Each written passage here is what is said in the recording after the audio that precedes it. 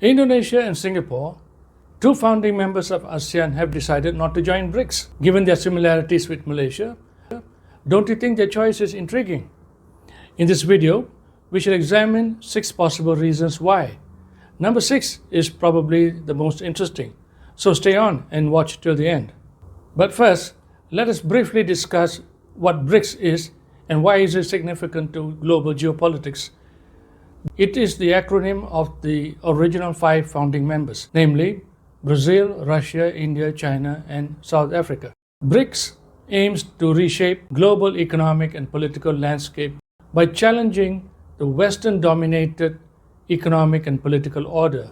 It seeks to create a more multipolar world order where power and influence is more evenly distributed. Therefore, the new development bank and the new currency that is being discussed now are ways to challenge the Western-dominated institutions such as the IMF and the World Bank. Having said that, now let us look at the reasons why Indonesia and Singapore did not choose to join BRICS. The first reason is a fear of losing strategic autonomy. Let me explain. Like Malaysia, Indonesia and Singapore are also members of the non-aligned movement. Given that BRICS is shaping up to be something like an anti-Western alliance, I think these two countries do not want to be inadvertently perceived as being anti-Western by joining BRICS. And for Indonesia, joining BRICS could undermine its long-standing foreign policy of bebas aktif, or being independent and active, and could potentially undermine its non-aligned status. We must not forget that non-alignment is very close to the Indonesian foreign policy. After all, Indonesia under Sukarno is one of the founding members of the non-aligned movement itself. The second reason is geopolitical consideration. I think these two countries do not want to be drawn into the conflicts between the members today. As you know, India and China are having border disputes, and Russia is embroiled in a very long war with Ukraine.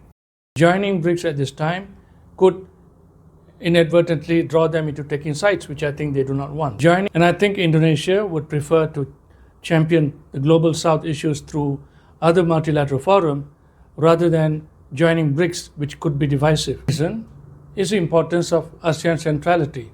Like Malaysia, Indonesia and Singapore too consider ASEAN to be a bedrock of their foreign policy. For Indonesia, its role within ASEAN aligns very well with its international identity and goals. And for Singapore, being a small state, a rule-based order which ASEAN is trying to promote is something that is crucial to its own survival as well. Further, ASEAN being a much smaller organization would offer much better opportunities for its members to play a role in shaping regional order, rather than joining BRICS, which is most likely going to be dominated by the major powers in it. The fourth reason is economic pragmatism. ASEAN is today the 5th largest global economy. Given that ASEAN already has established free trade agreements and other economic arrangements in place, as such, enhancing ASEAN integration would yield much better economic advantages. On the other hand, while BRICS definitely has a much larger combined GDP, it does not have yet all this framework in place. Additionally, both countries have their own bilateral and multilateral connections with the BRICS members. And number 5 is OECD membership. Singapore is already a member of the OECD. And for Indonesia, joining the OECD aligns with its long-term economic strategy rather than aligning with BRICS. And finally, number 6, avoid a costly diplomatic exercise. It seems to me that the Indonesian and Singaporean leaders are pragmatically focused on engaging the evolving current geopolitical order rather than engaging in some ambition to reshape it.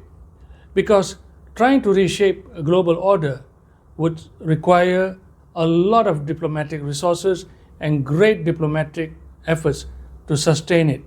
And in the long run, such an exercise could potentially divert precious diplomatic and other resources away from other pressing national interests. In summary, I would say that the decision taken by Singapore and Indonesia is a reflection of their very careful balancing act between balancing strategic interests, economic pragmatism, and use of diplomatic resources. Now that Russia has announced a temporary halt in expansion, it is a good time for reflection. Given the strategic and political discussion that we have considered, do you think Malaysia should still pursue BRICS membership? Share your comments and thoughts. And if you liked the video, please hit the like, share, and subscribe button. Thank you.